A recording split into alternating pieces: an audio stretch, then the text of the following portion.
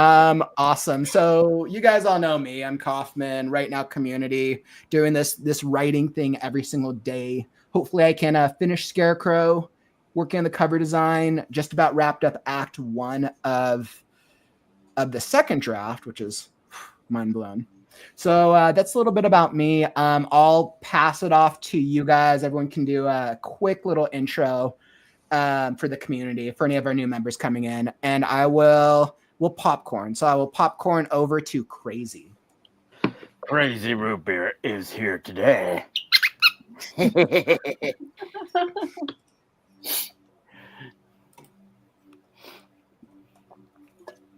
Let's see. Create any like motto. I was like, I probably should have framed this.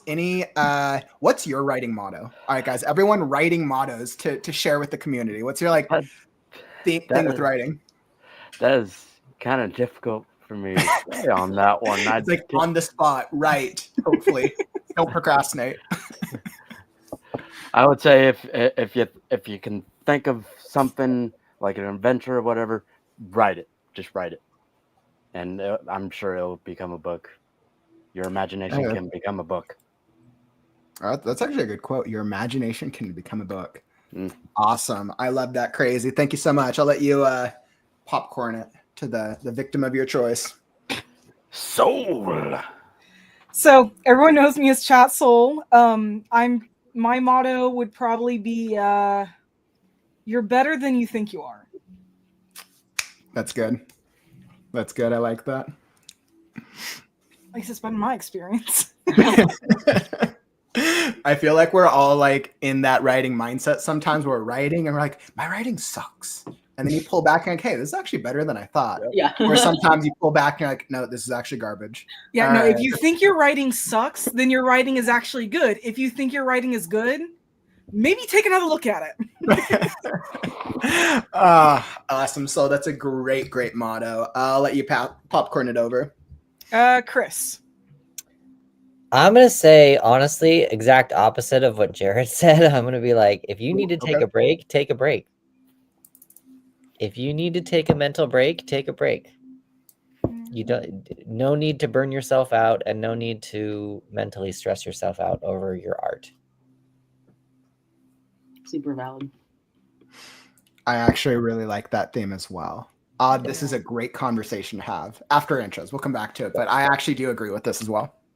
So I guess I'll go to Tiara. All right. Hi, Tiara. I'm here with Lady Sansa. We're just hanging out. This is my first time joining the gang, so I'm excited to be here. I'm going to popcorn it to Bobby. Hello, everyone. I'm Bobby. If you can hear TV in the background, I apologize, but I'll mute in a second. I'm actually about to publish my first novel on Saturday. Yeah, the name is TBD, and I got to get that decided before Saturday, or else I'm SOL. And that's not a pun on your name, Soul. I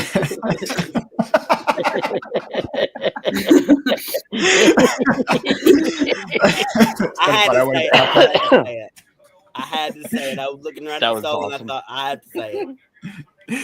You know what's funny is, oh no, what were you saying, Bobby? I was just gonna say my motto is, you know how some people like to say shut up or hush or whatever. My motto is put a pin to it. Instead of put a pin in it, put a pin to it. It's a good motto. That's a really good motto. Put a pen to it. It's almost like borderlines my secondary comedic motto, which is if you have a problem and maybe your writing sucks, your character sucks, life sucks, and you just don't know what to do, put a dragon on it. I completely forgot my motto, guys. My motto, I literally thought of it on the way at some point, but just get it on paper. My brain can't get anything out because I'm like, what if it's bad? Just get it on paper, girl. Just write it out, fix it later. Just get it. I think that's actually a really, really great motto. Let's see what I'm asking the community. What's your writing motto? I would love to hear if you are here in the chat and you're joining us. I just posed it as a Q&A. What's your writing motto when it comes to storytelling, writing, whether you're working on books, novels, scripts, or anything in between. So let me just welcome everybody. Megan, glad to have you here in the stream. ML, welcome, my friend. And I see a couple of us here in the chat. Also, let's see, trying to go through the chat. You can skip over John, my welcome. comments. What was that? I said you can skip over my comments.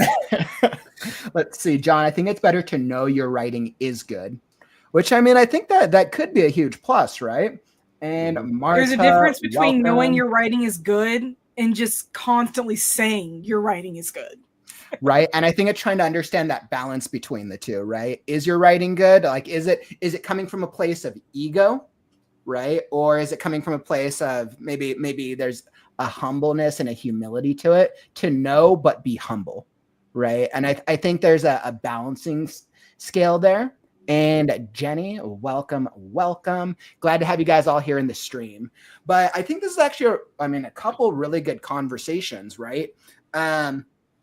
I think we all have that feeling. We know when we write something and like it's good. Like maybe the characters came out just right. Maybe the dialogue was awesome. And then I think it's trying to understand, is it actually a good piece of writing, or are we biased because we're the ones that wrote it? Does this happen to you guys at all? Where you're like, you write something and do you feel like you're able to kind of distinguish when you write something that's really awesome and something that's just mediocre? I feel like all of my writing is mediocre until people tell me it's good. So I feel like all of it just kind of is just. And then I have like, if it's all just here, then I will let the readers decide what is awesome. I do another kind of group thing, and we sometimes end on story time. So I have been sharing my short story, like just reading a scene, and every single time everyone's like, I can just visualize the scene with your writing is just so visual. I can just see the scene. So I'm just like, okay, I'm going to take that as a win. And I'm still mediocre. I mean, that's probably a good, or not a good, but that's just a different perspective to take, right? It's like the humility, the humility side of it. And I mean, this is the truth, right? So regardless of whether or not we think our writing is awesome, mediocre, terrible, we aren't the ones who actually get to decide if our writing's good or not. The readers get to decide if our writing's good or not. And I think that's always the interesting thing with being an author or being a screenwriter. Because like we could put all this work, all this energy, drive, motivation, money into it, but we won't know how it's perceived. I mean, unless we do the beta readers and the alpha readers, but we won't know how it's perceived until it gets put out there. And I just got a couple comments on on one of my fan fictions the other day. I think actually yesterday I got them, and I'm just sitting there like, oh, so people are actually liking this. I got a 4-star on my short story on Amazon, so that's only one person. That's awesome. One person, but I still got 4 stars. One person is better than none. Yeah, exactly. And that's better than like a 1-star review being like, this is the worst thing I've ever read. Makes me want to burn my eyes out. I'm expecting those. I guess if somebody would give me a 1-star review, I'd be like, well, hey, at least you read through the book. What was the part that you hated? What was like the part that you like could not stand that made you burn your eyes out? Maybe it's intentionally supposed to be like that. And I think it kind of is the same with, even if you yourself know that your book is good, it's not up to you to decide if your book is good or not. It's up to the other people. You can think it's good all you want, or you could know it's good all you want. It's not your decision. It's the people's decision. I want to twist that a little bit. I agree with it, but I want to twist it a little bit. Go for it. I think it's good depending upon who's reading it.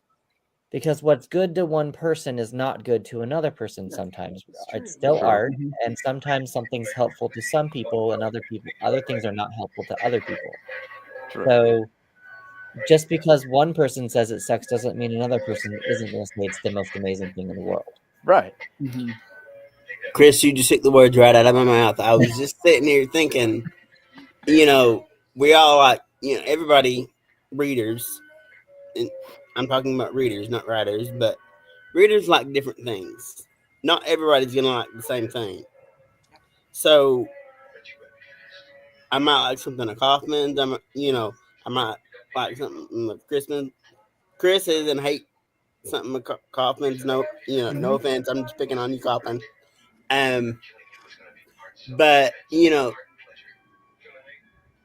and here is a good suggestion: don't ever go on Amazon and read the comments because you will feel defeated. Once you read the first negative comment, it's like, yeah, this is not a good thing. I give up. Don't do That's the rule of the internet itself, not just Amazon. Yeah, Right? exactly. Right? So real. I mean, go into like the comments of any big author if you want to get an indication, right? Like, imagine if I went to like Brandon Sanderson's or George R. R. Martin. Actually, I went to Game of Thrones ones. 70% of it is the book's never going to come out. He's going to die before the book comes out. Those are like most of the comments. Oh my God. But I think for me, when I think about comments and I think about the way readers respond to our books, I personally welcome both positive and negative feedback. Mm-hmm. Now, I think it comes down to us as if we're building a brand online and our own awareness of being able to differentiate between somebody who's read the book and genuinely didn't like it, and then somebody who wants to be a troll. And I think that in the internet, that's hard to distinguish sometimes, right? But the more you put your stuff out there, the more you're inviting people from all walks of life. So I think it comes down to us to be able to distinguish, like, okay, if somebody didn't like it, why didn't they like it? Did they not like it because they read my dark fantasy book, but they hate fantasy books? I'm like, oh, why'd you read the fantasy book then? Like, that's your problem, not mine. Yeah. But maybe they liked it, but maybe they liked the genre, but the book didn't hit in the ways that they expected.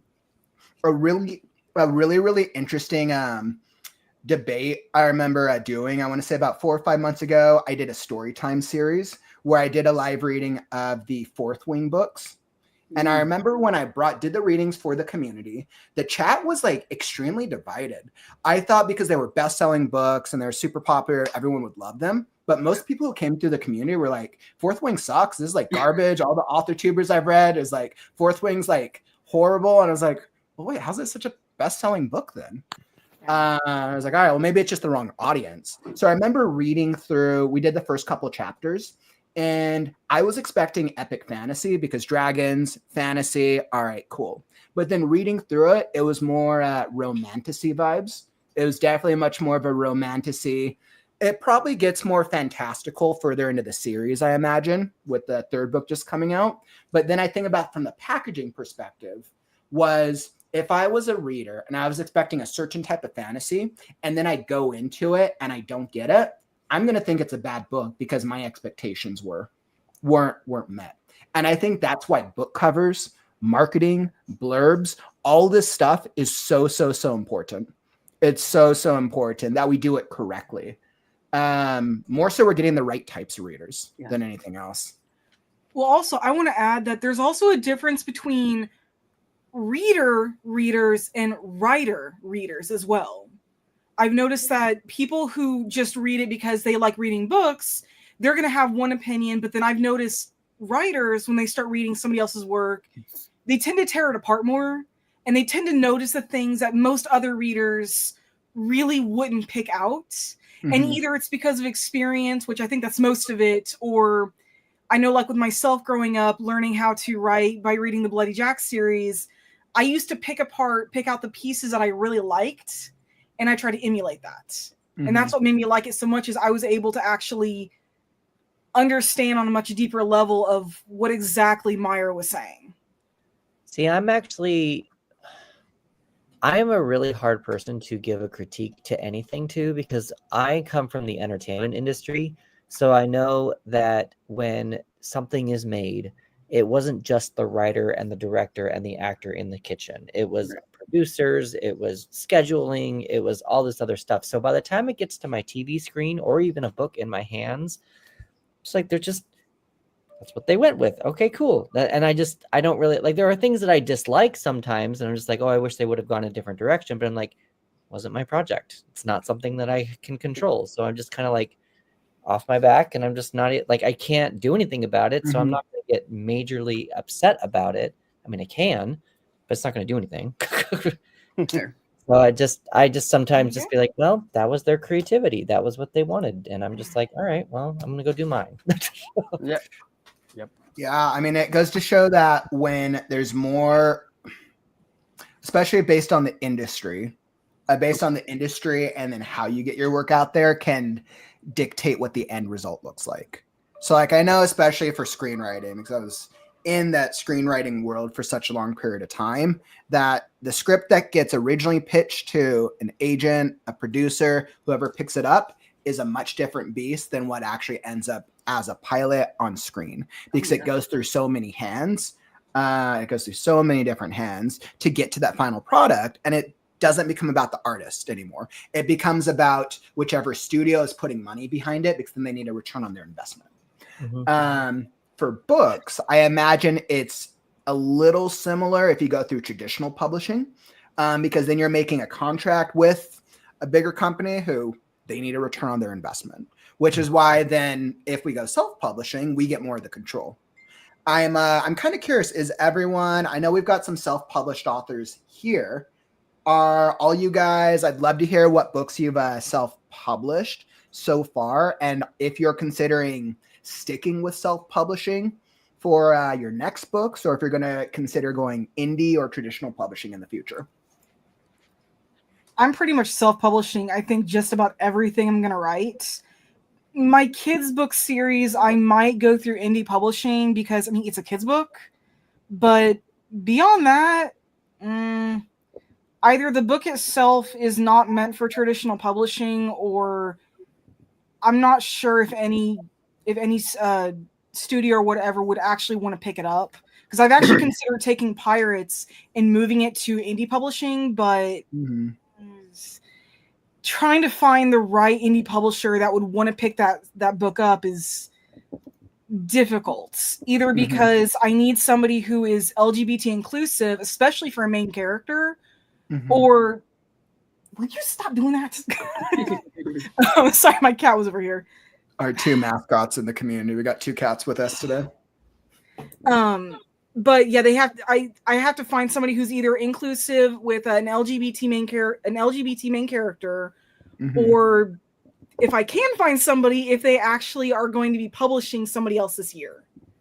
Interesting. So then your concern is like, okay, if I do go with an indie publisher, I need them to be an indie publisher that represents LGBT literature or fiction or whatever the category is, which I feel like I think there's a rise. My guess is there's a rise of indie publishers who represent obviously either LGBT or underrepresented authors and minorities. I believe there's a rise of that right now, but I'm not too familiar. I know I've had a couple guests on the podcast, but I still have to do all the research myself. I think I looked at about 20 of them this year alone, and that's been since June.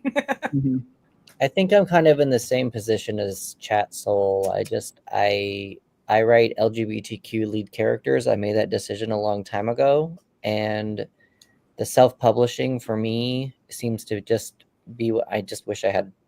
I feel like I don't have time to do it. But I mean, it's not off the table to write a screenplay and actually have someone else do something, or even go traditional publishing. It's not off the table. It's just right now, that's just kind of where my heart is going right now, is self-publishing. But there's a couple stories I'm like, this is not coming out, so maybe it's just something that needs to be done later. So I think you also have to be in the right place for it too, right? Yeah. I think if we're self-publishing, the only schedule we're on is our own, unless we've built up a commitment with the readership, right? Yeah. You don't want to publish one book and say, yeah, I'll publish a book in 6 months, and then it never comes out, because then you'll lose whatever readers you've built up. But I think once you include the indie publisher or a traditional publisher, then you kind of end up being on someone else's timeline as well. I think my guess is there's a huge interest in indie publishing because authors still retain more of the rights, but traditional publishers, you're getting more money, right? So I think it's that thing. You get more money and more probably there's more networking and attention. That being said, though, Mhm. with your comment, so I've made this decision also for myself, and it's going to be a very hard decision should this day ever come. But I'm writing all these independent stuff for myself publishing, and should a studio ever decide, hey, we want to pick this up and do a movie or do a TV show or whatever, Mhm. I need to have a clause in my contract that says if you guys decide to cancel this, I have all the rights back so that I can continue writing the story and finish it out so I can give my audience the closing that it needs to have closed. So Which I think that's smart, but my guess is there's probably common clauses like that because so many shows don't last, right? So yeah, there must be something like that. Like but if then somebody's going to build my story, I wouldn't want them to write one season. The season's mediocre, and then it gets canceled. I think I would want to go do. I think if somebody was going to produce something, I would probably request similar rights to what someone like George R. R. Martin did with Game of Thrones, and try to request a certain level of creative control or creative say for things that get made. I recognize it can't just be myself; it's a team, but I think I would still need I would need a certain level of involvement to at least be able to make sure, okay, that the core story can still come to life. And I agree with that. And I will still, like, when it goes to a different medium, I will, different add cooks into the kitchen. But just like how many people, as far as we've seen, I mean, there's a couple of them, I guess, but we've never really actually seen a creator having a show be canceled and then have like the books not be done or the show not be done, and they're just like they never go back to it. So I just know for me, I would want to have closure, and I would try to figure out a way to do that closing story or in a book form, but I would want it all back to me so that I can kind of pick up where we left off. That totally makes sense. Whether or not that happens or not, but I don't know. But that's the dream if it ever happens. But also the dream is to have it made and have it be a complete story in that. But yeah, if just I would like to have the rights back in case they decide that it's not profitable to them, because I know that there's a lot of people who would like to have closure, and that's what I would. Yeah. And I mean, I think that's a hard thing once we get it passed out to other people. It goes back to your cooks in the kitchen comment, Chris. I think there's also a certain level of realism when we include other people, right? And it kind of ends up becoming that trade-off for money. So like, we have this work, now we've sold it because now we're going to get X amount of money for it to be put out there. But that trade-off for us to try to make a living going that route means that we have to give up a certain level of creative control. And whether or not that's 100% or whether that's smaller depends on the route. And that's why I said it would be a very, very hard thing to do if I have to turn down the contract. I don't trust. I'm sure this is something that like all writers face, right? Especially like the first contract. Somebody wants a company wants to offer you X amount of money for your work. That's probably why many new writers, screenwriters, new authors get lowballed a lot, because like, come on, if a big company, one of the big companies offers you a contract and it's a decent amount of money, you're like, all right, that's looks great, but for them, that's like a small thing on their actual return on investment. Yeah. So yeah, I mean, I don't know. I think if I got offered a contract, I'd probably have make sure to hire the right legal perspective, because like certain things I don't have the expertise on, and I don't want to get taken advantage of. Yep. So definitely this is a really, really great conversation. I know earlier I posed a really great question to the chat about mottos. And I know, let's see, we got a couple of responses. I know Marta said, nothing happens without a reason. Yeah. And that goes between that, the destiny versus fate, right? I'm like, everything's predetermined. Which everything's predetermined. Nothing you do makes any difference because it's going to happen anyways, as compared to all of your actions create your own destiny. And I think that's that argument that I've definitely had before. I'm in the middle of that. But you're kind of in the middle. Yeah, I was like, I kind of go back and forth on how I feel. I guess I feel that all of my actions do have weight. I don't know if I prescribe to alternate reality theory or not. It's interesting. So there's a TV show that was back in like the 2000s. It was called Hex. It was in British area. Okay. Rumor has it was supposed to be the British Buffy or something. I don't know, but it wasn't. But anyway, I loved the show. But so the lead character is someone who actually gets pregnant from a demon. And she's in college and she's asking the professor, do you believe in destiny? And the professor says, well, I don't necessarily I believe that we all have choices, but whatever those choices are will lead us down a path that's already chosen for us. But it also depends on where you end up on that path. So for instance, if you are on this path to go this way and you say you're given an opportunity, I can go be an actor or I can go be a writer, then that's predetermined, but you have the decision to go, oh, I'm going to go be an actor instead. So you can go on a whole different thing and go on a whole different journey this way. And then you can get to another fork but that's already predetermined. You can go on an actor situation and then you can get to another fork and be like, well, I'm going to go have a family or I'm going to go into marketing or whatever. You decide to do. And then but that point was predetermined. It just depends on what path you decide to take. So it's sort of the oh yeah, I kind of see. So I see how you're saying. So you're in that middle path where your choices do have merit, but all of your choices are still set. They're still set points regardless. Almost like a pachinko machine too. And I think Marta brought up a good point, right? So this is Coke versus Pepsi. So then in this theory, you choose, am I going to drink Coca-Cola? Am I going to drink Pepsi? Chris, based on your theory, my decision, I'm going to make that decision to drink Coke, but I could also make that decision to drink Pepsi. So then do both options exist? Is there a reality where I'm like, all right, I'm a Pepsi drinker, and then a reality where I'm a Coke drinker?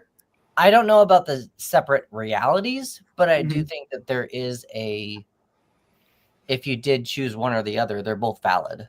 They're both valid choices. They're both valid worlds. They're both valid paths. I don't know whether you decide to go Coke and then if there's a Pepsi version of you. I don't know about that. That's Marvel situation stuff, and it gives me a headache. I'm not even going to touch any of that stuff. We all know that there's a bunch of but we all think that there's different realities and stuff. And yeah, there's definitely realities. There's a reality where we are having this conversation, and then where we're not having this conversation. Right. But it gives a reality where we're talking about this here, and then a reality where things just get changed like that. But it gives me a headache, so I'm just gonna. You've made the decision to have Pepsi. So let's just go with that. And there was probably a version of you that did do Coke, but let's not like that one you didn't take. So it's that maybe it's thrown away. Maybe it's in the trash. Maybe it's done. I don't know. But it just gives me a headache. Oh man. Well, that is definitely another really good motto. I know John threw up a motto earlier as well. John was saying, my motto, plot in the head, pants are on page. Pull all your hair out and know why authors drink when trying to patch in and fix what you forgot because you didn't write out the plot in your head. Oof, man. Who doesn't deal with that when you come up with this really cool idea and you just don't write it down? Or maybe you're writing down things and then you lose ideas. Does this ever happen to you guys where you the first part has happened to me. Really? Yeah. I could justify still. Or if you're like me and write down, say like 1,000 words and then erase it and then rewrite it and erase it and rewrite it and erase it. Because you are bipolar as crap and cannot make your mind up. That sucks because then you potentially might lose some good work though. Like that's the thing that sucks. You might potentially lose some good stuff. I am constantly rewriting, but I never like completely erase stuff. Like I'll take it and copy and paste it on a different page because I'm like, that's kind of good. I'm on to something that I'm cooking somewhere. Let me cook for a minute. And but it just needs like a put it off to the side and I'll come back to it. Or maybe I'll rewrite it a different way. Like I feel like they say kill your darlings or whatever, but I can't because it has to. I keep it somewhere. How many of you do that, but then go back to the original 25 versions later? That has definitely happened to me. You're like, there's a problem here. I need to fix it. This next one, all right, maybe it's a little better. Fix it. 25 things later, you're like, yeah, the original. Yeah, the original was the best. That's happened to me a few times, Chris, especially I know in some of the streams this past year, I did a couple of rewrites of certain scenes. And then I'm like, yeah, it's not working. It's just not working. Chris, you literally just described me. Just saying. It's a TikTok meme that happens a lot. A lot of writers do that, but I haven't made that video yet. But it's there all the time. All right, so we know what the next video, Chris, you're coming out with. Gotcha. All right. I have to admit, I don't lose my ideas. I don't lose them, and I don't really like go back to previous versions. Sometimes because in the case of Pirates, that would have probably bordered on plagiarism. But most of my ideas, once I actually get them down, I have general ideas for them, and then I flesh them out as I go. I got to admit, Pirates was actually the only thing I think I've actually ever truthfully outlined that isn't a fan fiction. And with fan fiction, it's only been the last couple ones. Okay. Mainly one of my latest ones that I'm still trying to work on based off a song. But most of them, yeah, no, I'm just be doing dishes or laundry or something, and I was like, wait a minute, this actually sounds like a really good idea. 10 weeks later, I've actually done this. So this is actually like a good example. 10 weeks later, I still remembered it, and I sat down and I wrote it. And it actually worked out to be one of my best actually being able to like hold on to it. Yeah. And then being able to go with it. That's really good. Yeah, my kind of thing with that is if the idea stays for more than 5 minutes, it's worth considering. If it stays for more than 20 minutes, it's worth actually trying to think, will this work as a story, and should it be a fan fiction? Should it be a new book? What is it going to be? And if I can think of it 5 days later, yeah, I know that's a huge jump, 20 minutes to 5 days, then I actually sit down and write it. That's how most of my fan fictions have actually come out. It took me 10 minutes to actually make the entire storyline, or most of it. And 3 days later, I have most of it written. And I don't really lose the ideas if they have any kind of merit. I think the only one I ever truthfully scrapped, and I don't mean like change it and like make it something different. Like, I have the original as a baseline. I think the only time I ever scrapped something was, the original version of Transfer. That actually bordered onto slavery, and I was not comfortable with that, so I completely scrapped that. It would have worked in the original storyline, but it was a bit dark even for me, so I'm just like, I don't want to make a lot of people mad with this. Yeah, and I mean that's hard because there's certain topics that we might take on, which are obviously more sensitive, like obviously like slavery. Like I wouldn't even know how to go about that. And we know how the internet is. People are very opinionated, so people will always take two sides on very polarizing issues. So it's like if you're going to write something which is potentially more which could be more polarizing, you have to be aware of how people are probably going to respond. Yeah, and I mean that was, and that's not the intention. If that's like a side thing, then like you don't want that to take focus away from the core story. Right. I mean, honestly, the whole idea, I have to admit, would have worked. It actually would have worked beautifully because it wasn't meant to stay like that. It was supposed to be, that whole thing ends. But it was just uncomfortable enough to the point it's like, okay, no, I can't do this, because if it makes me uncomfortable and then I write this and I publish it, am I going to be under a lot of fire? So that is literally the only idea I ever scrapped, but it did lead into something else, which is turning out even better. That makes sense. I was writing this version of this, one of my short stories that I'm working on now. Excuse me. And I won't talk about it too much because it is a little dark and weird, but I remember looking at it one day and being like, maybe I should try something else, because this is a bit much even for me. It's like me with my memoir, which I've scrapped for now. Still gonna do, but I've put it on the back burner for now. there's gonna be things in it that are gonna be like, holy crap, like that is some hardcore crap. Yeah, but you also got to But- think though, the genre can also make a huge difference. I agree. Yes, But yes. I think genre is only a factor, because genre is just determining what the category is. Yeah. It's really understanding the reader. What are the reader's expectations from your genre, subgenre, and the type of book? And like we said earlier, not everybody likes, the same thing. What I might like, Jared may not like, or whatever, or even Chris. I'm gonna pick on Chris for a second. He's like, okay. But anyway, I think it's really more just a follow your heart kind of thing. Like whatever you're interested in, write. If you're not interested in it, don't do it. And this also comes down to our goals, right? Like, what are our goals as a writer? Yes. Right. Yes. And I think for me personally, I have very competing priorities. I know one goal is I just want to tell a phenomenal story. I want it to be one of the best, straightforward action adventure stories. I want people to be surprised. I want there to be plot things, characters they love, and the whole shebang.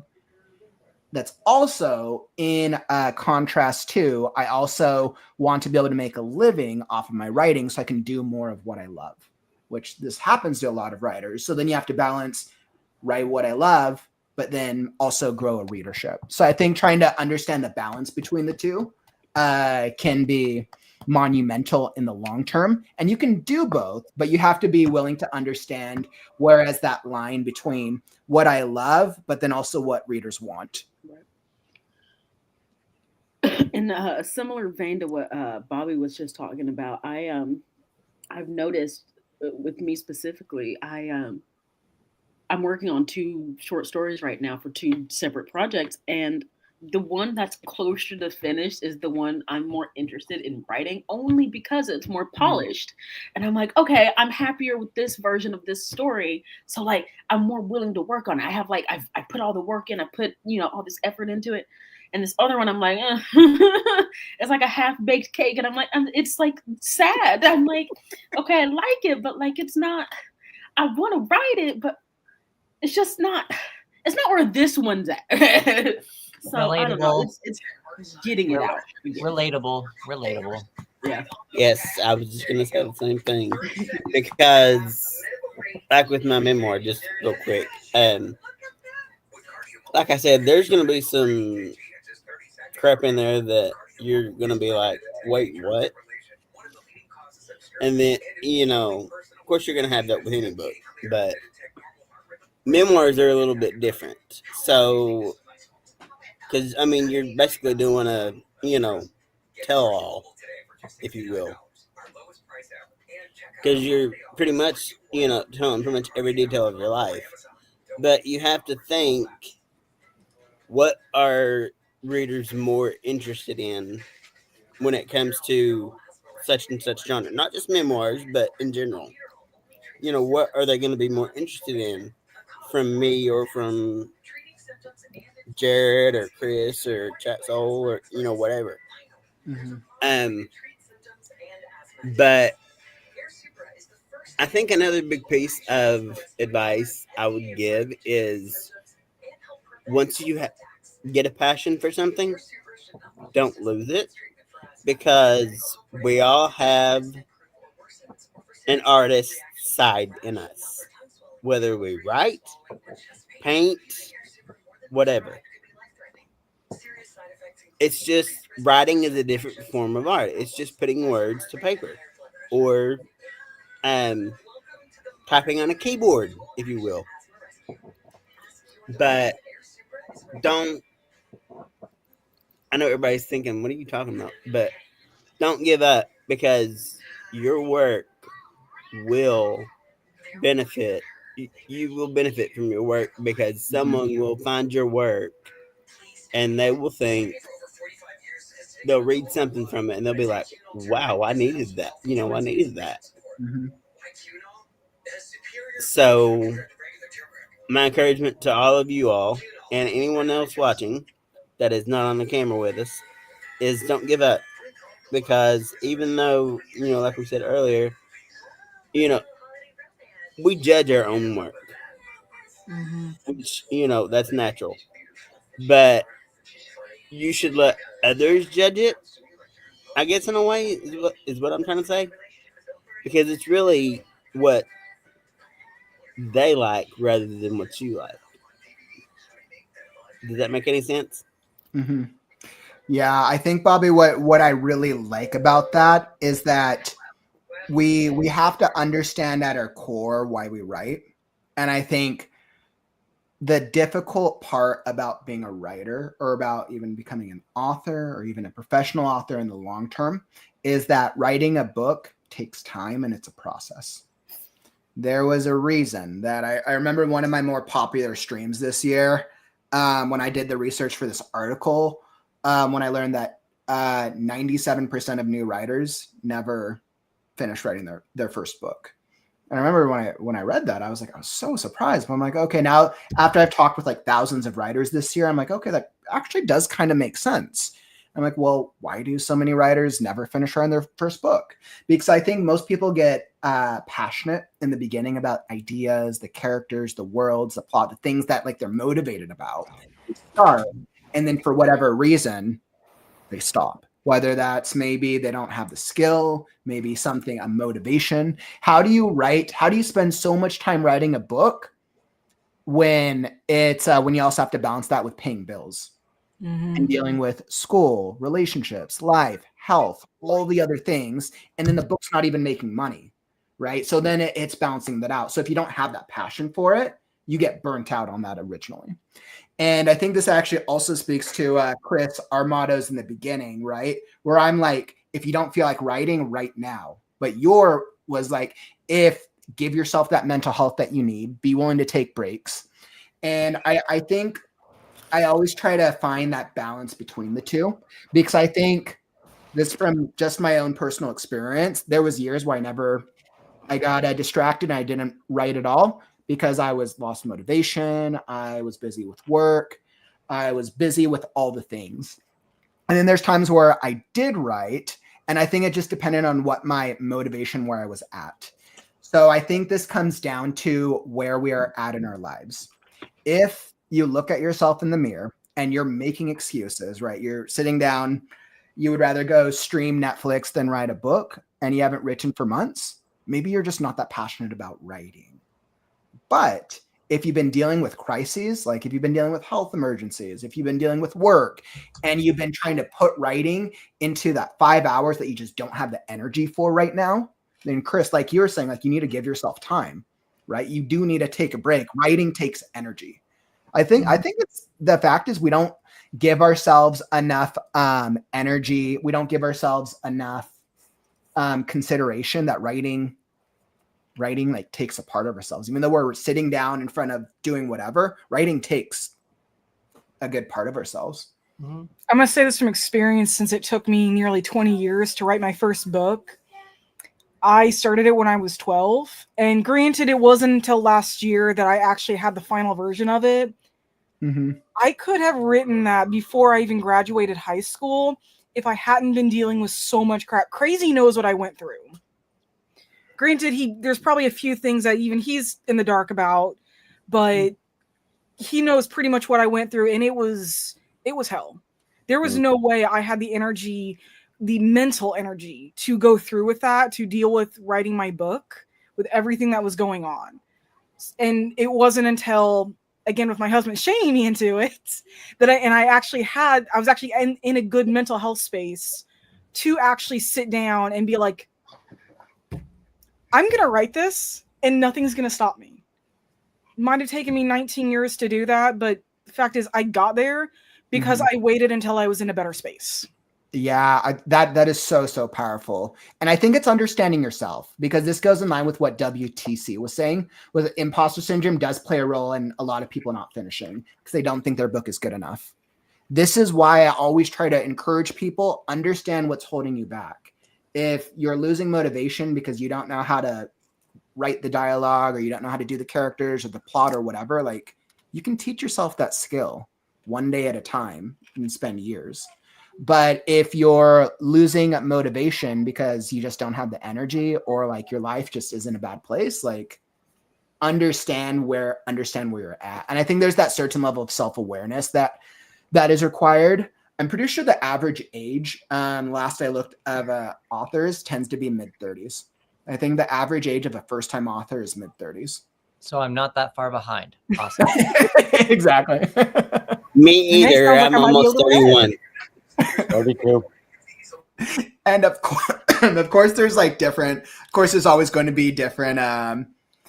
Not everyone fits into the average, right? We'll see those once in a while. There's the teenagers who publish a book. The Aragon, what was that? Christopher Paolini, I think. Well, those younger writers. Then we see the older writers, 50s, 60s. They publish their books. They become bestsellers. There's always we don't have to be in their 30s to start it, but I think the reason that's an average is because of self-awareness and maturity, and that usually takes a little bit of life experience. For the I mean, average. look at Stephen King's books. He published back in the 70s, but or something like that. I don't know how old he is now, but I'm sure he was around my age, around that time. If he is the age that I'm thinking that he is, which is whatever. I half wonder if he's like having a ghostwriter do it, and he's just slapping his name on it. He does. So big authors like that, they do hit a point in their career when they're ghostwriting. So I think with Stephen King, he was very consistent in his early part of his career. I know I've done a little research on Stephen King before. I don't read too much Stephen King things, but I do love horror, so I've seen a lot of the adaptations. But what I do know from his career is that he was consistent. I want to say Carrie was one of his first initial claim to fame, I believe, his early career. He now has almost, I think it's like 100 books published under his name. But this is what a lot of authors do, right? And this should be the goal. Once you hit a certain point, you can still hire other people to write books in the series or books in your world where you can franchise them out, but you're still working with them. Big authors will usually do that through traditional publishing companies. So that way they can still produce the same consistency. Okay, he is actually the age that I thought he was, which is really creepy to think. Because I thought he was a little bit younger than that, but he is actually 77 years old. Mm-hmm. Yeah, I'm not surprised by that. He's been writing for like 30, 40, 50 years, whatever, but yeah. And then I mean, even from what WTC was saying, like I know we have a lot of writers. Everybody writes at different paces. WTC was saying it took my wife so many years to publish her first book. I was different in that I wrote and published my book within a year. I've never been one to hesitate things. That can be a good or a bad thing, as I've failed many times over the years, but I never let it stopped me. Marta was saying, I'm shocked when I hear people needed 20 years for one book. Writing mine took 9 months. And I know each of us write things at a different pace, right? I know, Sol, you said that it took you 19 years to get your book out. And I think it goes to show that at the end of the day, the only person that we can compare ourselves against is ourselves. I think a lot of times we end up unintentionally through social media algorithms, we unintentionally compare ourselves to others. But the problem is we compare ourselves to the snapshot of where that person is in their current state in life. We don't take into consideration the last 5 years or the 10 years or all the trauma and hardship they went through that is off screen that they don't talk about. Something that's helped me on my even spiritual journey is just understanding that everyone's on their own journey and you're on your own path. Where they're at for their journey is where they're at for their journey. You need to just more pay attention to yours. Don't compare. And that's just kind of what's helped me a little bit, at least stay a little bit more grounded in whatever I'm trying to do. But I'm still jealous. I mean, I think you stole the words right out of my mouth, Chris. Writing's a lifelong journey, right? That's why I do not consider myself an expert or a master or anything. I feel like I'm always just going to be a student of writing. I feel like I'm always going to be learning. I'm always going to be a student, and like I'll probably be writing until I'm 80s, 90s, and I'll still be learning. And I think that's the kind of approach where we will always be learning new things. I think that's a healthy approach. Be a forever learner. That's what I've figured out. So. Mm-hmm. Honestly, for to even go with even starting my series, let alone took about gosh, I want to say about like almost 10 years, because it's not that I would write it and edit it. It would all just be like, for instance, my thoughts about it the first time, back to like original, what you wrote original, or your thoughts originally about something. It was completely different from what I'm writing now. Like, there was no such thing as what I have now of like, well, there was still vampires, but there wasn't anything about werewolves or angels or aliens or anything like that. Had nothing to do with any of that. And now, after like many years of thinking like, okay, I kind of like where this is going, but I don't like where this is going. The characters are still there, but they're just different from what I originally thought of them. You know, except for Raziel, of course, him being the only one that's stayed the same pretty much. But everyone else went completely different from where I originally had the thoughts of them of. I like Penelope's comment. Penelope, you're like, I might be decent at writing by my 90s. Like, it's okay. I will only allow people to consider me an expert after I've passed away. Then I'll be like, okay, cool. Now I've gone through my life. Check out what WTT just said. Let's see, like what? Oh, that's funny. Penelope's like, I'm in disguise. Yeah, so I mean, I think this is a great conversation to have, and I think we're all at different journeys in our writing career. I think for so many years, I personally thought that I was a failure as a writer, and I think a lot of people probably feel this way because at that stage in my life, I wasn't publishing things and I wasn't getting things optioned or put on screen. So I thought that because it wasn't getting put in that published or screen format, that I was a failure. It took me many years to understand myself well enough and be all right that I was learning and working on my craft. So that way, now at this stage in my life, I feel comfortable talking about all the things because I've spent the last 25 years of my life working and improving. And like, I know it's the thing that I love. Mm-hmm. Yep. So I have a topic if we are moving on to a different topic, but I'm going to let you be the moderator. Absolutely. So we got a couple more minutes before we hop into a writing sprint. Chris, what was on your mind? Oh, it was what I kind of emailed you about. I wanted to ask all you guys about, like, what do you guys think about writing structures? Like, how do you mean exactly? You're probably talking about like 3-act, Hero's Journey, Save the Cat. Do you use them? Do you like them? Do you not like them? I do understand that a lot of writers think that they're predictable. However, I feel like that you can use the structure to give it a start, but then you can not have a beat or skip one or switch them around. It doesn't have to be the exact order that they are actually put in. And I just kind of wanted to know what everyone else's thoughts are, because I'm actually putting together a heroine's journey kind of stuff right now. And I'm trying to figure out what to do with it. I'm making some tarot spreads for it. And so I'm just trying to, I just don't know what to do with it, but I wanted to, so far what I've talked to with other writers that are in my own world, they said that I'm on the right track. I've made like a little outline, a beat outline kind of a thing. Mm-hmm. And I just kind of want to know what everyone else's thoughts are on writing structures in general. I love that, Chris. This is a great conversation to have. So I know a number of you guys use writing structures. I know for me personally, my writing structure is I've combined 3 popular writing structures, 3-act structure, Save the Cat, and Hero's Journey, and then created my own, which goes in my own process. And I think I've just distilled it into something that comes inherently to me. Like, I know how to plot out things very, very well. So for me, plotting has never been an issue.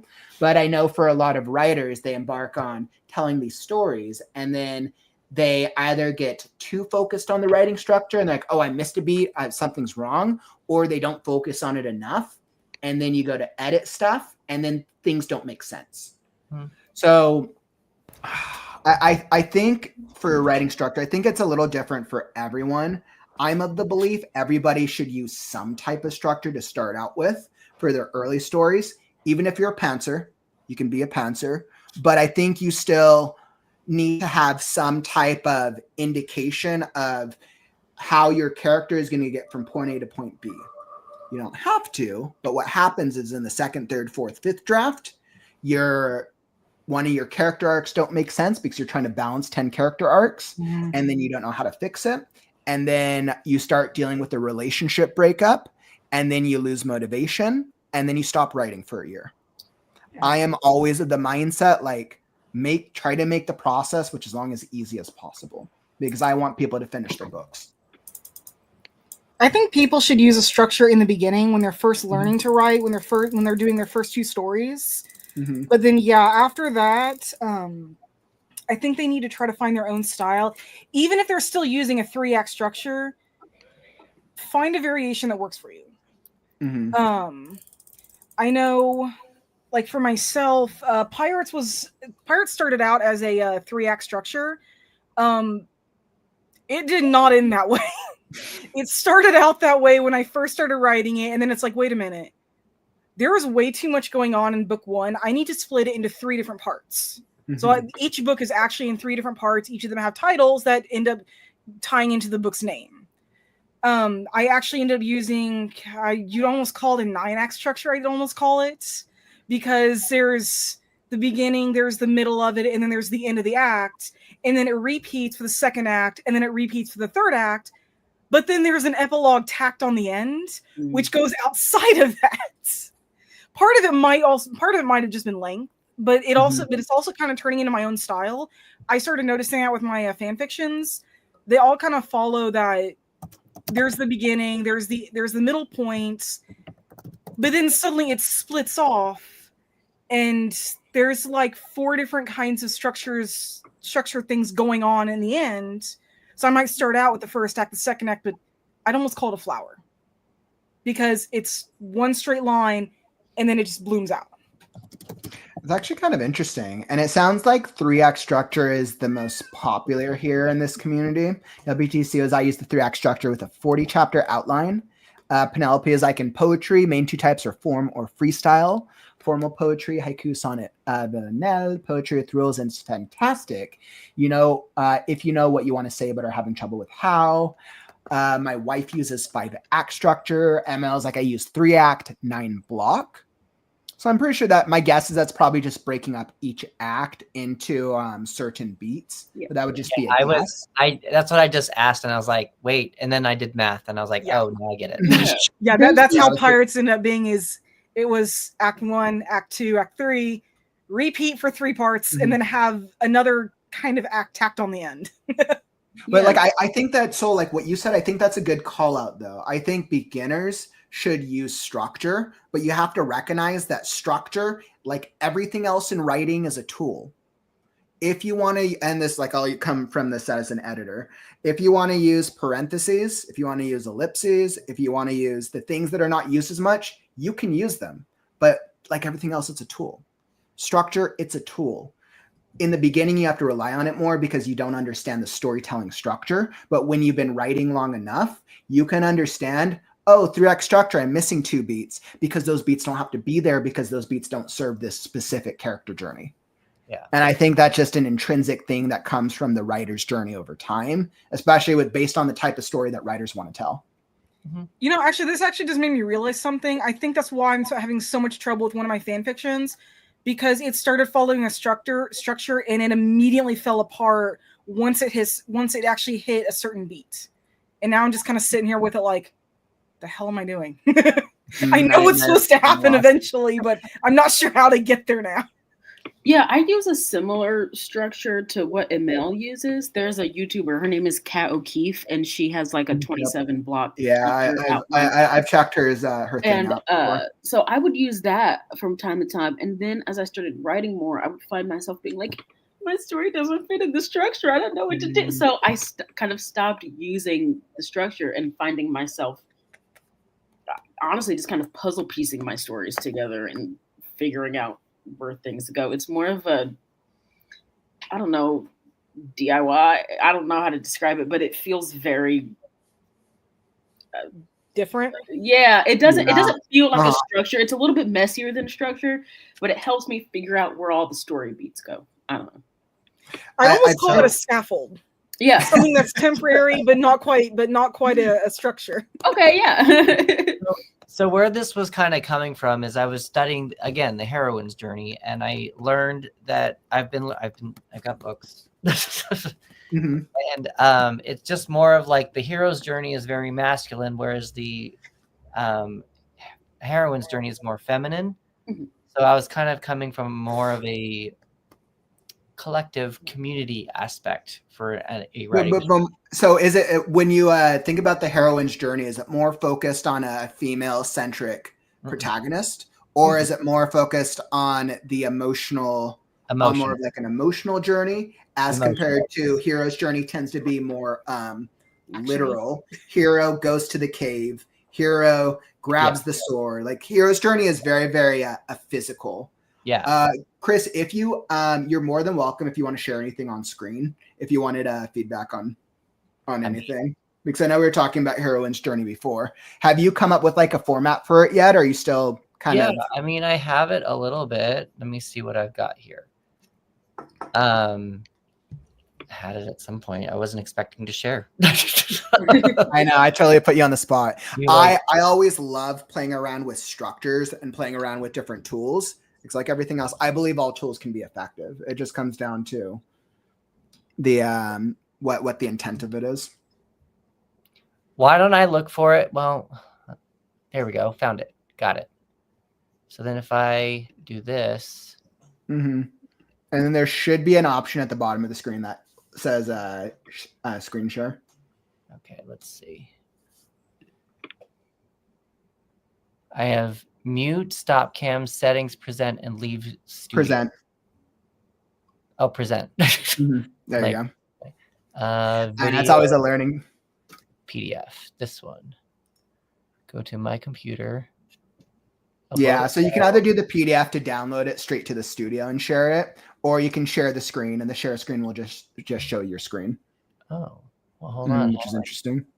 Share my screen. What? Okay, share my screen, and I want to. I mean, show this one first, I guess. We'll just do that. This is just my stream. This is just my website, but we can go here and do all the way down on the bottom, all of my different files, because I am not organized at all. This one. It's I totally put you on the spot for it too. So this is kind of what I've created. So essentially what the heroine's journey is like the hero's journey is very masculine. I have to defeat the bad guy. This is my journey. I have to, it always ends up being the good guy versus bad guy, and they have to defeat each other kind of a thing. With the heroine's journey, it's more about compromise at the end and a little bit more about community. With the hero, he is stronger when he's alone. For the heroine, she is strongest when she's with people. So it's a little bit of the opposite. So for the act, I made it into a 3-act structure here, and I've used these different books to kind of create this. And so we've got at the very beginning, it's the female, or the main character. And then Chris, just so you know, right now we only see your website on page. Do you have this structure? Yeah, I was like, I don't think that's what he's pointing towards. How do I do this? Why is it not showing up then? Let's see. Are you showing the right screen? Because it's open on my screen. Yeah, but is it a completely different screen from your from what you've got up? because Yeah. So how about this, guys? Well, Chris, what I'll do is we'll troubleshoot it and we'll let you pull it up on screen.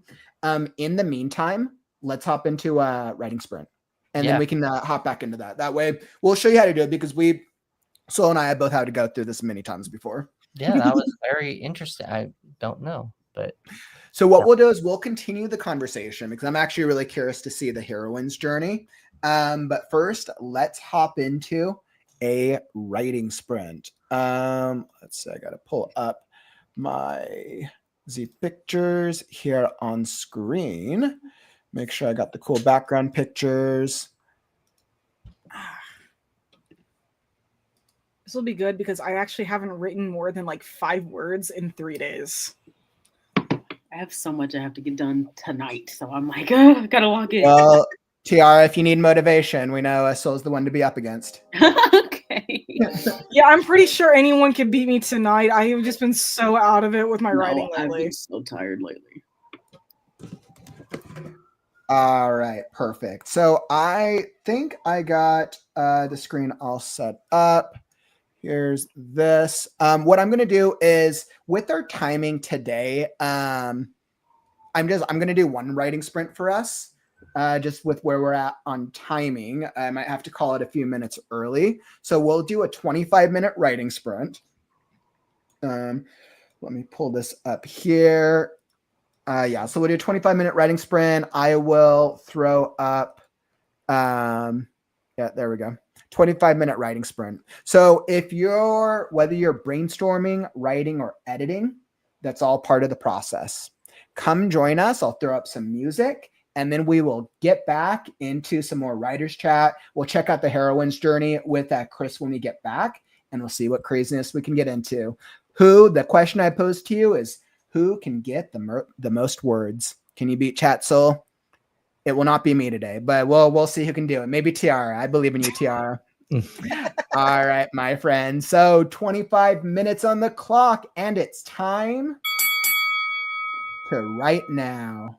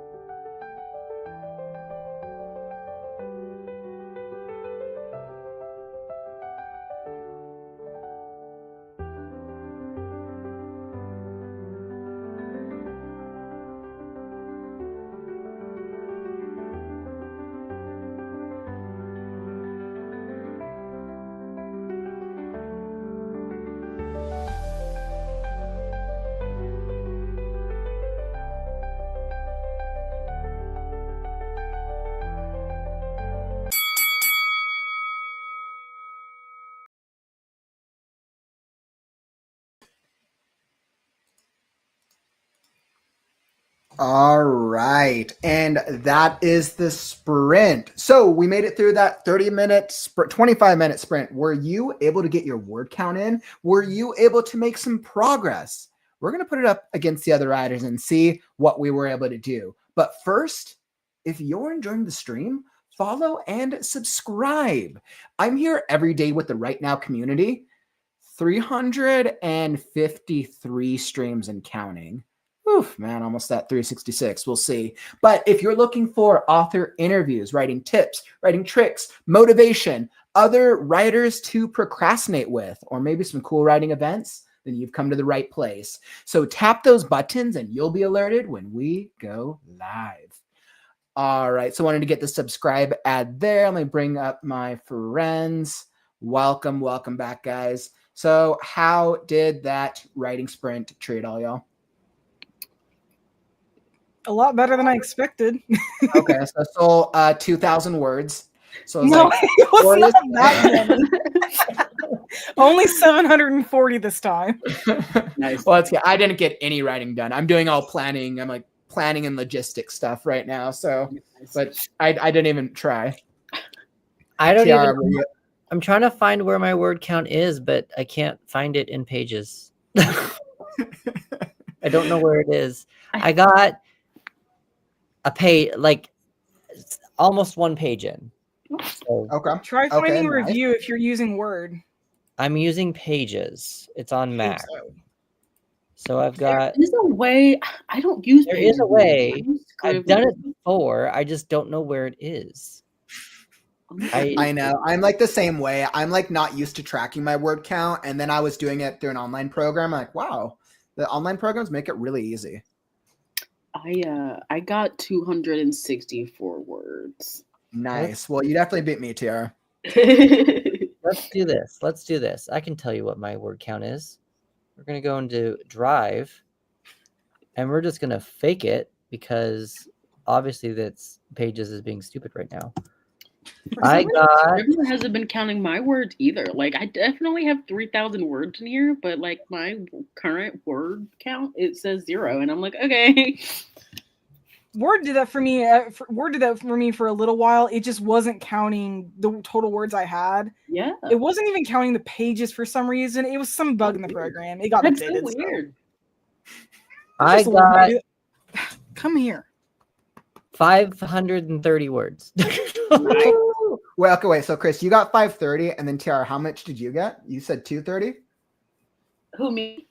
Yeah, Tiara, how much did you get again? You said 230, right? 264, I think. Yeah, 264. So I think you guys combined to beat Chatsoul. I guess this is going to become the new question, right? How many writers does it take to beat Chatsoul? Hey, find me on a good day when I'm actually not getting distracted. I could have had Isn't their goal to try to beat you on a not good day? You're like, yeah, try to beat me on a good day. You'll only have to beat 3,000 words. But I love it, right? And this is all fun and games because I think once again, obviously, even though this is fun and games, the goal is how just to write. Right? That's the point of it, right? Just to write. I try to make some progress. I'm horrible. No, I'm not good. No, just kidding. I suck at writing. Worst 250 words. Delete. Not 500. No, I'm not good at all. Someone else was better than me. And it looks like in the chat, Megan got 468 words. Nice job, Megan. You were well combined. You guys all definitely beat Chatsoul. So unfortunately, Soul, you've just become like the boss, the boss monster, the boss figure of the word counts. Oh, that's just funny. I know, right? Oh man, but I absolutely love it. I know I didn't even try. I personally have a little too much to do working on my end with prep for the Right Now-a-thon, client work, and I just don't even have time to work on Scarecrow as much as I wish I did. I was happy. I did almost reach the end of Act 1 yesterday, so I'm very happy I hit kind of that like milestone and realizing like, okay, first part of the book I feel is in a good place now. Yeah, so I was pretty happy with it. But so for the conversation we were starting to get into earlier, Chris, I know we were talking about the heroine's journey. I know we still have a couple minutes left. What were you able to pull it up on your screen? Yes. All right, let's see what we got here, because I think talking about writing structure is very, very cool.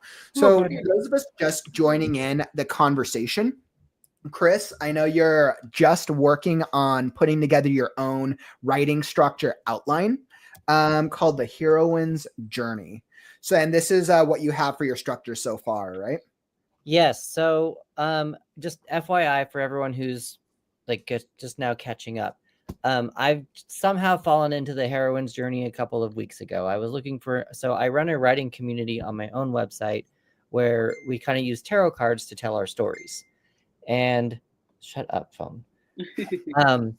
And so I've kind of broken up writing structures like the hero's journey and Save the Cat into weekly writing prompts, so that the writers are not focusing on the entire story, and they're learning tarot at the same time.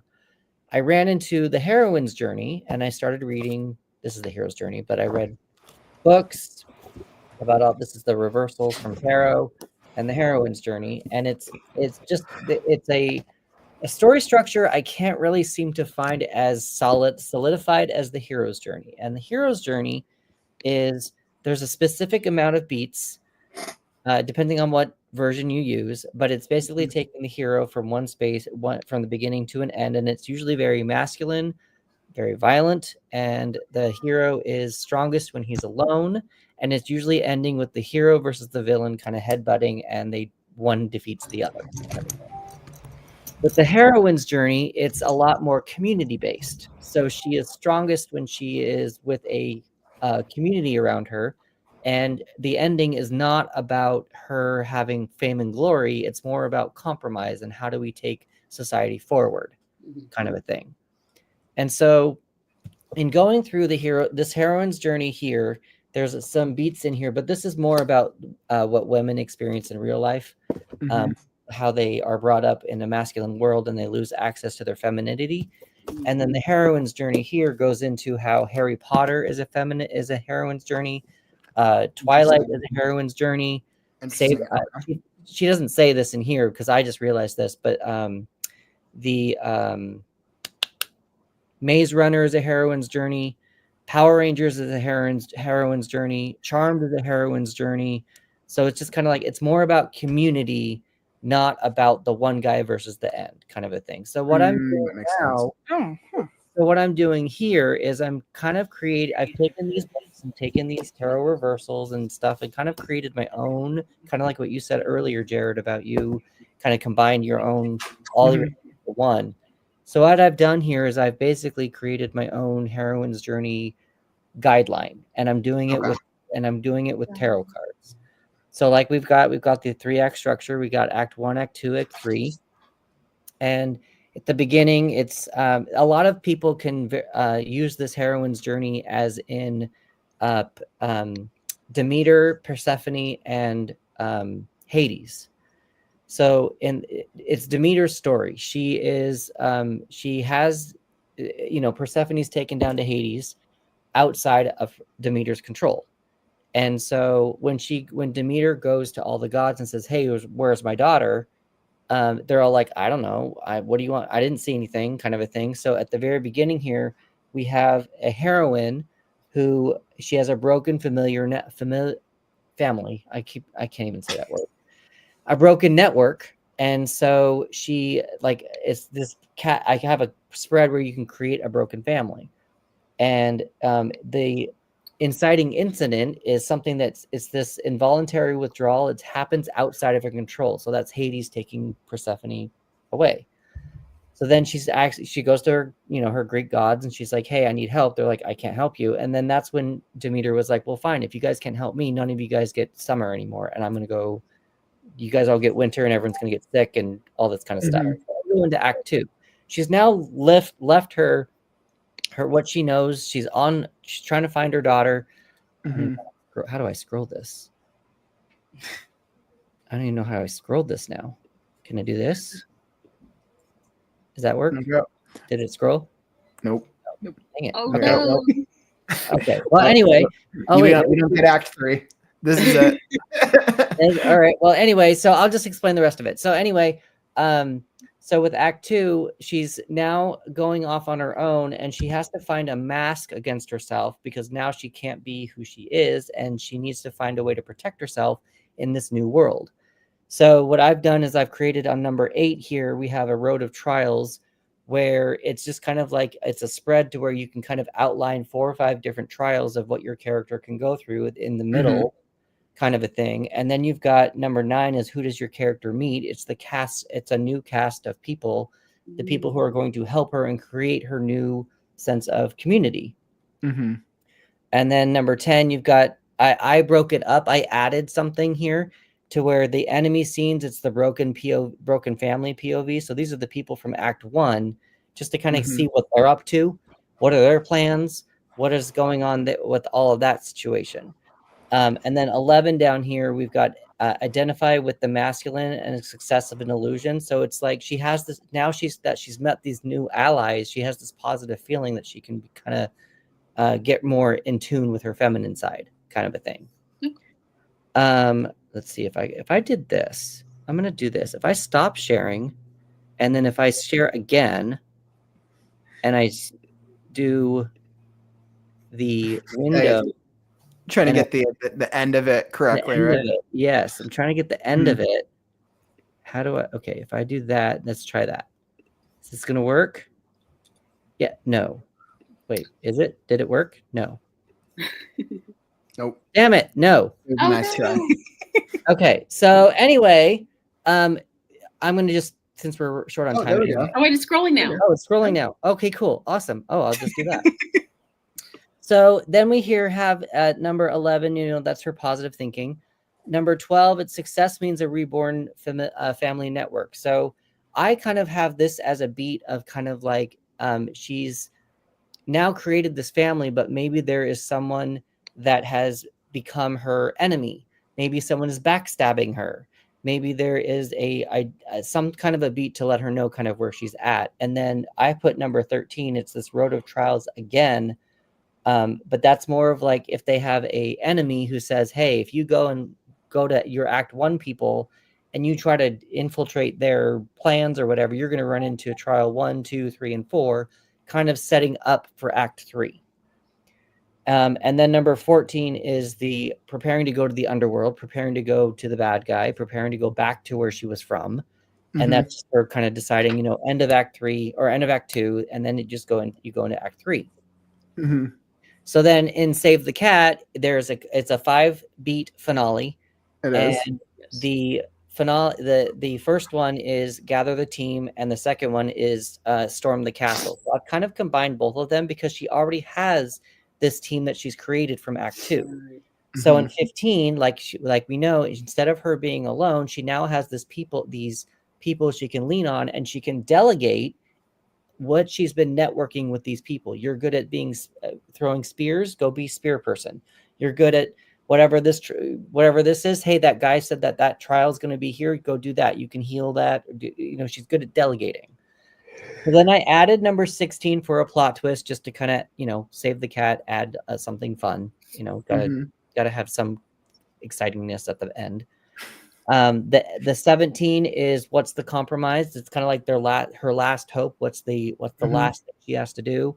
And then 18 is the end. It's the revenge is not glory or important. It's the integration of the masculine and the feminine. So it's how can they work together. So again, going back to Demeter and Persephone, Demeter found someone who was able to, she found like the sun god or someone said, I saw Hades was sucked down by Hades, or Persephone was sucked down by Hades. She went to the underworld, got Persephone, or found Persephone, and Persephone ate those seeds, the pomegranate seeds, which has forced her to stay near Hades for, mythological reasons.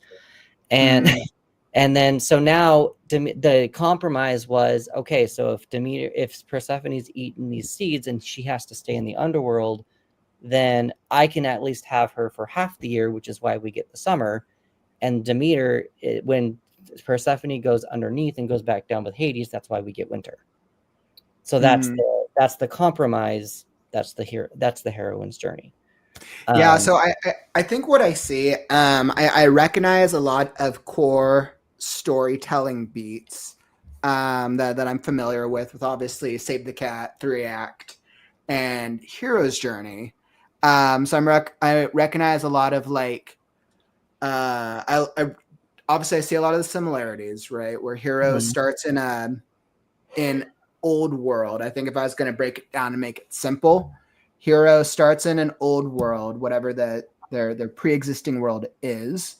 Act 2 revolves around doing a lot of fun things in a new world as they're learning about their journey. And then Act 3 tends to be doing either coming together or doing something to tackle whatever the climax of the story is. Yeah. So I think I can tell from the way you've broken down the heroine's journey that it focuses more on a team and on a cast of characters, is what it seems like. It seems to focus more on group dynamics, which is actually probably a really great format to be doing and creating right now, especially because I think that one of the most popular subgenres right now at the end of the year as we're going to next year is actually romantasy, which romantasy tends to be a cast or a group of characters. So I could definitely see this being very, very helpful. With where you're at right now, Chris, are you trying to figure out like how to get it to a certain point? Are you pretty happy with the structure? Or kind of how do you feel about it overall? I'm mostly happy with it right now. What I was trying to ask the writers and even the people who are watching, is there something that you're feeling like is missing? Is there something that might need to be more addressed? Is there something that you feel off about? I think for me, Chris, and this is just what I know about writers, and it speaks to a little bit what you shared earlier of how like you pulled an outline from that one author that you used for structuring. I mean, it was like 20 something points, right? It was like a long one.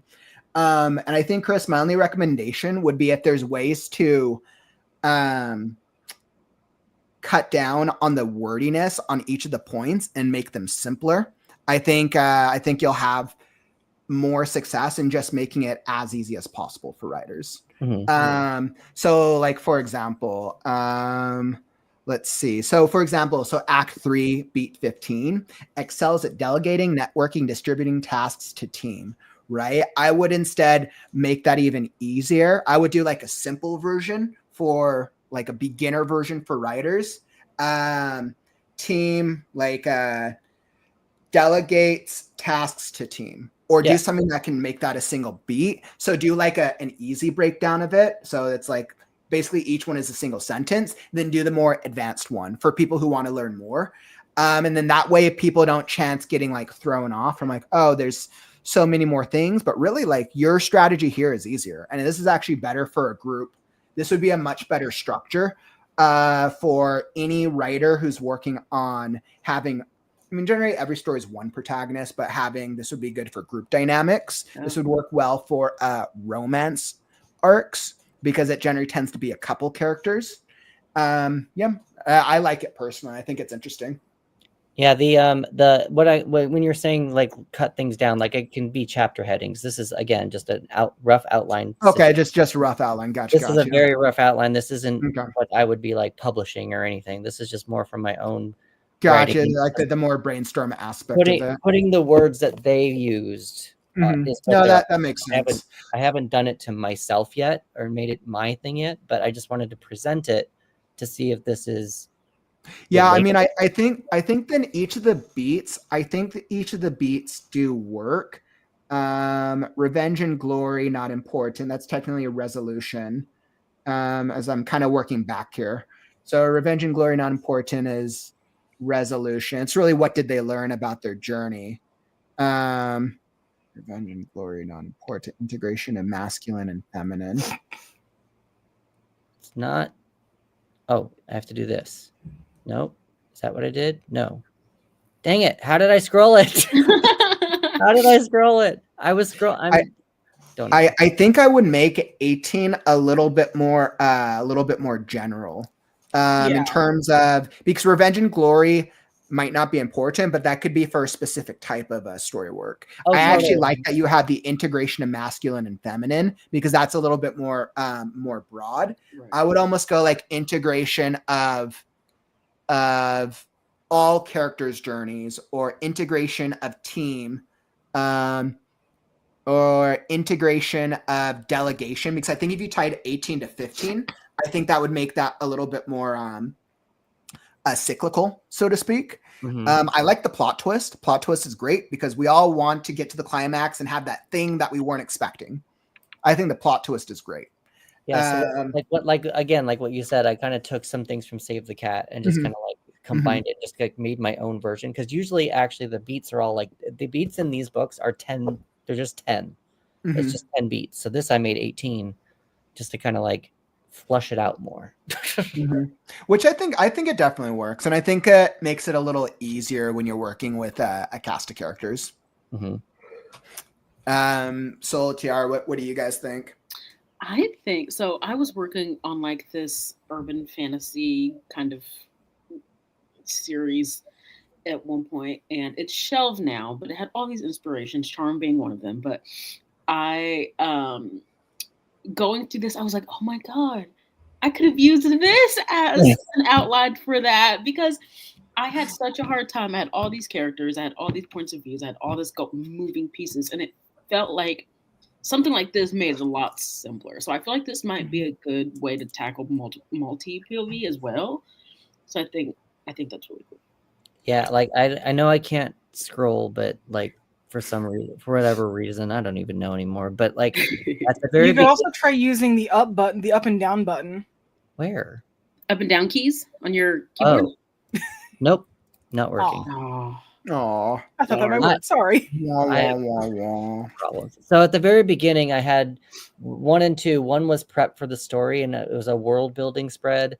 2 was the main character spread. I was thinking about adding a third one in there for like a make a problem spread, but I feel like the writer who's already going into their story, they kind of already know what the problem is. Right. So That's a good point. I don't think that we need to have that step in there, but you never know. But anyway, yeah.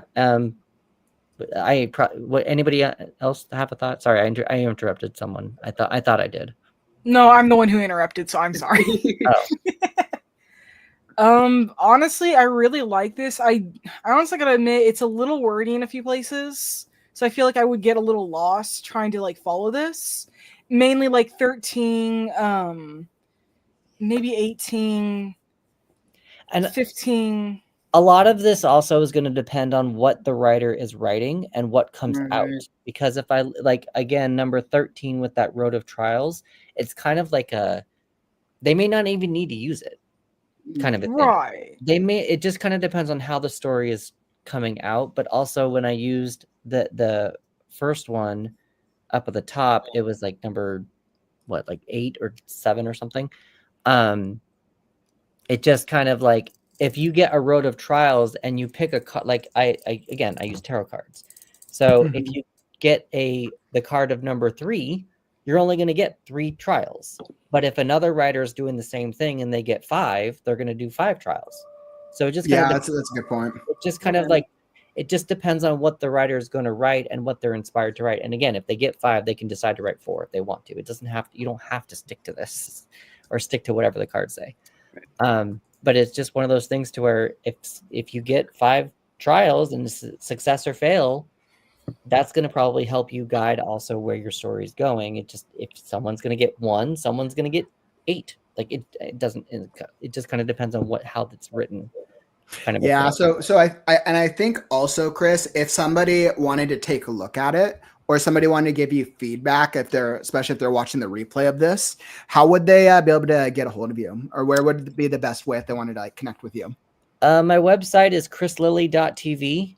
Go to the contact there. I'm on all social medias. I'm on TikTok. I'm on YouTube. I'm on Facebook, Instagram, all of it. But yeah, like chrislilly.tv is probably the best one to reach me at. I can't decide what I want to do with this yet. I might make a nonfiction book first, Kind of like use it as like a proof of concept. Yeah, that, and then I might do it. I'm thinking about maybe possibly doing like a intro, not like an intro course, but like people who might want to go on the journey with me. I just don't exactly know how or what to do about that yet in the spring of the next year. But I figured if enough people are interested, it's almost like a writing group maybe, but like we can do like a weekly prompt, choose one of these prompts and just go week by week and just kind of like break it up and just kind of experience like with tarot cards, not just writing it, but with tarot cards, because that's what I do. There you go.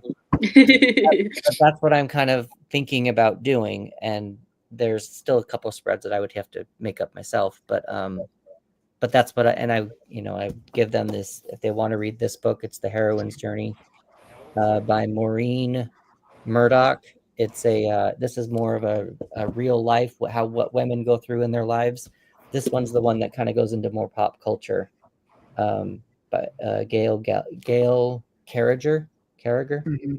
That one gives a little bit more into that. And the only reason I'm using this book is because in the reversals, if you're looking at the Fool's Journey, that closely mirrors the hero's journey. But in the tarot world, when the cards are reversed and they're read reversed, that's the heroine's journey. I don't really like it because it's a lot of negative stuff in there. And I'm just like, that's a lot. Women have it hard in tarot reversal world. Like it. So yeah, and then this is the other one that I was using just for the hero's journey. But there's another one in the Tarot for Writers book that actually has a plot point versus a 12, and that's the one that I used. Oh, okay, that makes sense. And I mean, that's good. I think clearly you're using different references as you're trying to practice and like build this, which is awesome, right? And I think that's definitely a really good strategy. Yeah. So that's what I wanted to present and just see what everyone's thoughts are on it, because I'm trying to decide what to do with it. And I just wanted I wanted to not be in my own head about it, and I wanted to talk to writers about it. And yeah, Chris, I think, Chris, like if I were doing something like, or if I created something like this, I think there's a couple different strategies you could do on like, okay, well, what do I do it with it next? I think your idea of, all right, write a book using it, that's a great strategy. I think you could also, as a YouTuber, you could totally create a YouTube video about it. If I was going to do something about structuring, I think I would actually create a YouTube video about structuring novels or structuring books or screenplays or whatever. I would package it based on using like 3 acts, Save the Cat, but then I would also include the conversation on mine, because people know what to expect with Save the Cat and 3 act, and that's what will pull people in. Or you could package it as like heroes versus heroine structure. Which one is better? Right. So I think there's a couple of different ways you could go about it, but I think I would include it as part of the conversation with structuring. And I think if you did it as a video, that would work, because videos work very well for searchability. But then you could also like do a live stream with it, obviously. But I think that's how I'd go about it. Like do maybe an explanation. And then you could lead that into, if you tied it in with like a writer's group. I think if there's a way for you to create an exercise out of it, that'd be super fun. Yeah, and we would of course welcome that if you ever want to come out and come back and play any writing games. Like, I mean, I got 18 of them now. So all right, look, okay, guys. So we're going to try the Heroine's Journey, but you got to do it word count, and you have to beat Chat Soul using the structure. All right, my friends. Well, Chris, I'll definitely have. Oh, before we go, I just wanted to say thank you for listening to my spiel about what I'm trying to create. No, of course. And that's what we're here for, right? I think I love the idea of writers being able to, like, whether writers, authors, content creators, being able to bring things that they're working on, because that's what writers groups are for, right? Yeah. Writers groups are for not just procrastinating, also trying to get some work done, and also sharing ideas. And that's one of the things that I wanted to bring to a virtual writers group. So anytime that you guys have something that you're working on, always welcome to bring it here and kind of see what the community thinks. Chris, also make sure if I get any comments or see people in the community like ask questions about it on the replay, I'll shoot it your way as well. Also make sure to throw it to the Discord community as well. You might get some more intentional feedback if you post it over in the it's a looking for work channel in the Discord. I Was it just- looking for work? So you probably it's one of the channels. There's a channel where you can post stuff.